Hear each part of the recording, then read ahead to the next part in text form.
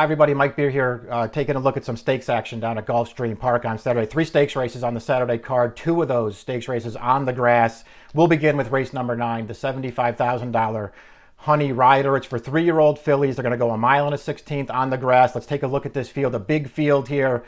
You see 15 are entered, 2 main track onlys on the outside, only 12 can run on the turf course. So number 13, Ginger Kitty, is going to need a scratch to get into this race. The 12 in the main body, a very good field of 12. Several certainly stakes quality fillies in this race. Not that much filler in this field, I did not think. You see the morning line favorite there is the number 1, Envoutante. She's 8-5 on the line. I thought that was a very short price. This is a filly by Uncle Mo who's run really well, I think, in all 3 of her career starts. She debuted on turf.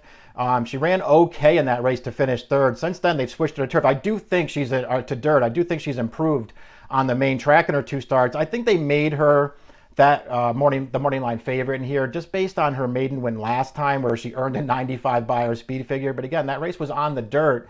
I had a tough time seeing her be that short a price in this race. As a matter of fact, I wasn't even sure that she was going to be the favorite in here. We'll see if people actually go to her off that maiden win last time. But I thought that they might go in a different direction with one of the more accomplished turf horses in here. And there are several. Envoutante, though she is a contender in here to be sure, I just didn't think she'd be that short a price. The second choice on the morning line is Highland Glory. And I actually felt like Highland Glory might be the favorite in here, and in a lot of ways I think she deserves to be the favorite in here. Let's take a look at the Timeform US pace projector.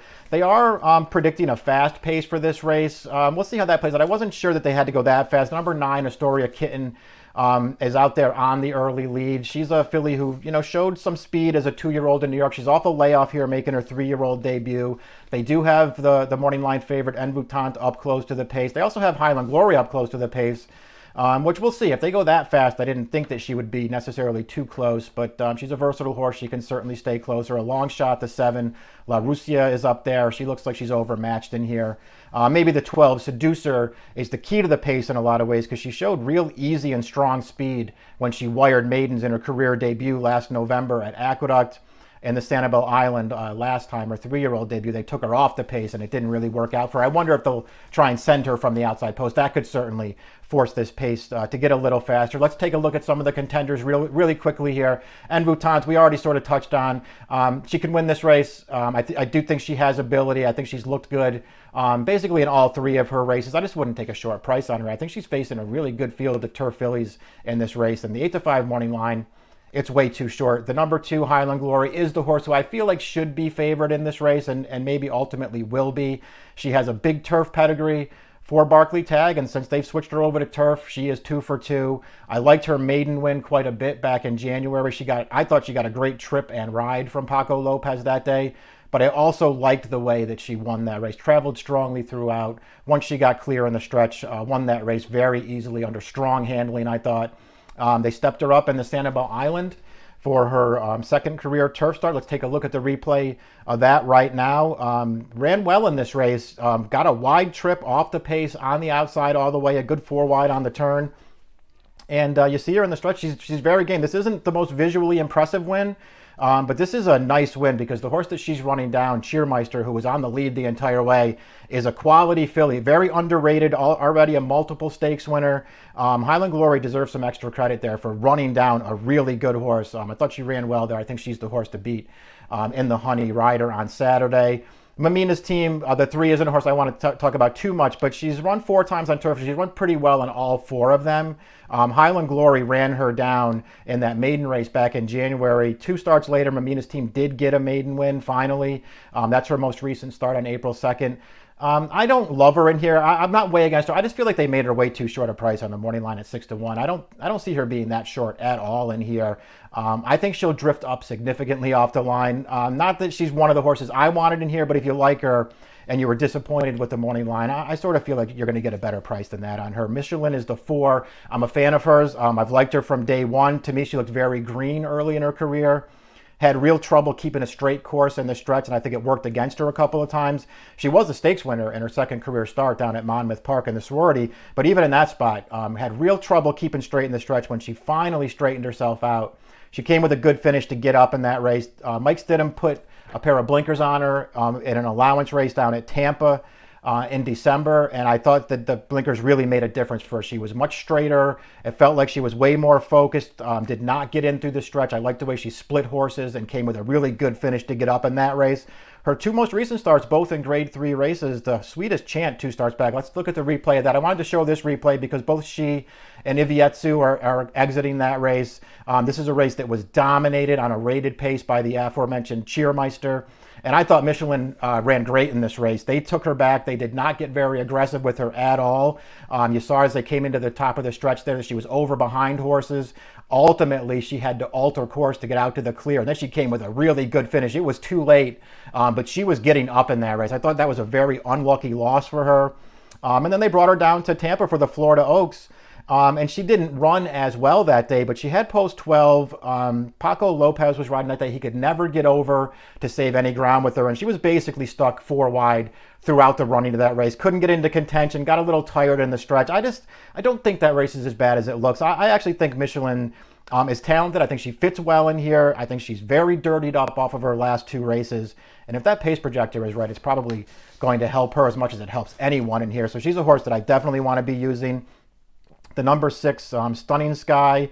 I just wanted to talk about her a little bit because if the pace projector is right, she's a horse who also fits the flow, the projected flow of this race really well. She's a run closer. Her career debut at Acton, she was well behind Seducer and no factor in that race, but I think that's a race that you maybe want to go back and take a look at because it just looked to me like a filly who really needed a start. She had no speed at all. She was far back off the pace. And she looked green throughout most of the running, but she really put in a late move in that race. It was way too late. She was never effective, but a real good late move into the race, and then she galloped out well. I felt like that was a race she could build off of, and of course Mike Maker claimed her out of her second career start, which was a win in a race rained off the turf. She won her first turf start for Maker. She did not run well in the Here Comes the Bride in her next start, the grade 3, but she had trouble early in that race in a couple spots. She didn't run after that, but she had trouble at the start and then trouble again in the first run through the stretch there before just really not doing any running off of a wide trip. Her Sanibel Island last time, again, the race that was won by Highland Glory, once again, I thought she ran pretty well and deceptively well. Way too far out of it, in hand, rated to the back, never really made any kind of a move to improve until they got into the stretch, and then she was running at the end of that race. It was just way too late. She's interesting to me to use somewhere, maybe underneath, but to use somewhere, especially if she's a big price. Let's move on to number 9, Astoria Kitten.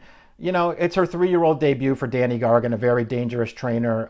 This horse took a lot of money, debuted against New York breds at Saratoga, and took a lot of money in her debut, and actually was very disappointing. Didn't run that well, but maybe the money was an indication that they liked her because she came back in her next start at Belmont, and she broke her maiden pretty convincingly. I mean, just got absolutely loose on the lead and never faced a challenge that day, but she did win easily.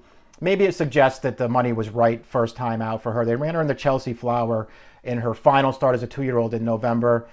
I thought she ran fine. She got up on the pace there with Quality Heat, a horse who finished 3rd. They just sort of matched on the lead the entire way. Astoria Kitten couldn't get by her in the stretch, and then she ultimately let it go at the end and finished 4th. Thought she ran okay. Won't be surprised if she improves here, but I'm looking elsewhere for the winner. The 3 horses on the outside, the 10 Ivietsu, the 11 Bayesian Girl, and the 12 Seducer are all 3 horses I think are major players in here, 3 horses that I want to use in some fashion in here. We already touched a little bit on Ivietsu, both turf starts in her career so far in graded stakes races. The Swedish Chant, at least as badly compromised as Michelin was by rating off that very slow pace. She was wide on the turn. I thought she finished gamely, couldn't hold off Michelin at the end, but I thought she finished a good 3rd. And then in the Florida Oaks, also a race that Michelin ran in. I don't know what happened early in the race. They put blinkers on her, almost like they wanted her to be forward, but she showed no speed at all. Didn't break great, was immediately outrun to last, and just settled trailing that field for a very long way. I thought she made a nice wide run through the second turn in there, and I thought she finished gamely. Just got up for 4th in there, but I thought it was a pretty good effort overall. She needs to get a better trip than that, but I think there's something there with this horse, and she's going to be a price. Bayesian Girl debuted in the same race that morning line favorite Envutant debuted in on the grass. I mean, it was her first turf start, and I thought Bayesian Girl ran pretty well in that race. She was wide most of the way in there. I thought she finished a good 4th, came back to break her maiden in her next start. Let's take a look at her maiden win real quick. This is back on March 8th. I like this performance from her. I mean, they took her off the pace very early on. She was in behind horses for a long way. You see her in the stretch there, finally sort of angling off to the two-path in between horses. Three rivals stacked up to her outside. I thought she finished very gamely in here, and even though she only won it by a half length, I thought it was a more convincing maiden win than that. I like that performance. She's going to be a price in here too, and I think she can actually get a good trip in this race. I'm going to use Bayesian Girl. And the 12 Seducer, listen, I think you want to take note of her career debut at Aqueduct, because that was at a time when the inside paths were very strong on the turf courses in New York, and she, of course, got right to the front in that field and never faced a challenge. She was loose all the way.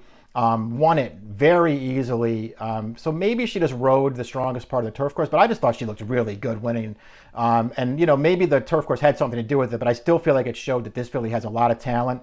The Sanibel Island, she didn't run great as the favorite, but she also didn't get a great trip. They took her back right from the start in there. Joel Rosario riding it, they had really no choice. Once he took her back, he had to stay in with her, and she got into a little traffic at the top of the stretch. In traffic all the way down to the wire, never really clear. She wasn't winning, but I don't think she ran as poorly as maybe it looks on paper. I think she's going to bounce back in this race. Post 12 is no bargain, but if Irad can get her a trip, I think she's a major player in here. Let's take a look at the picks, because I almost put Seducer on top. Ultimately, I just felt like Michelin, the 4, was going to be a better price in this race, and I do think she's better than she looks on paper, so I'm going to give Michelin one more chance in here. I went 4, 12, 11, and 10. I'm not way against Highland Glory, who I do think is going to be the favorite, but I will try to beat her here if she is, you know, the favorite in the race and a shorter price in this race. 4, 12, 11, and 10 for me in a really, really good running of the Honey Ryder. It's race 9 at Gulfstream on Saturday. The approximate post time is 4:53 Eastern time. Good luck.